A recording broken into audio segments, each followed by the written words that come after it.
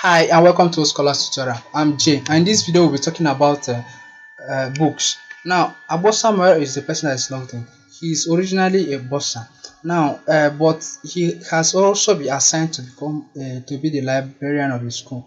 Now, and to have access to that particular portfolio as a librarian, you have to navigate through this profile drop down, and you get to the library button here, and if you click on it, it will present you with the homepage of the librarian. And here on the homepage you find out that you have the interface. These ones that are showing here are those students that have borrowed books from the library and they have not returned it. Now let's proceed to the book. We'll click on this item on the navigation here and have an interface to actually work on the book or create a book on the platform. Now we'll specify the name of the book here, and we'll specify the ISBN. Remember that the ISBN or ISN, most times you don't write two of them at the same time. This one is for journal and things that are periodicals, but this one is for books, something like textbook and some other things. This one like journal. Now then the collection can be a particular grouping of books. This one, as you can see here, we have African proverbs, and this one is inspirational books as collections that are has been pre-configured in a platform. Have the publishers, you have to create a publishers at this a publisher record here, and look at the two publishers we have on this platform, and have the catalog number, in the sense that you have the specific catalog number, denoting the catalog number for this book on the library shelf. Then this particular one is the year the book was released, and this one is the author.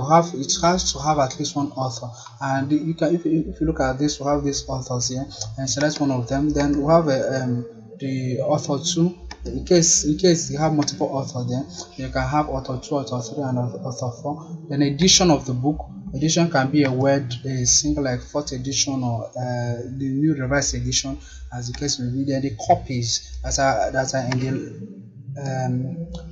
are in the library, and the ones that are available at the point in time. Then the subject. You see that the subject is not compulsory in such a way that some books are not doesn't actually identify a particular subject.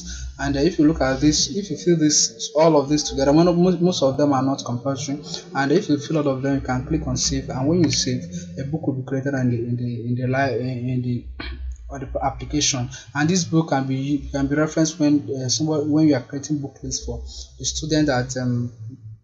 student for each particular session, and also for when you are creating when you are lending book out to the students in the school. Now we can click on this particular button to actually have access to all the books that we created. If you look at this, we have that we have this book.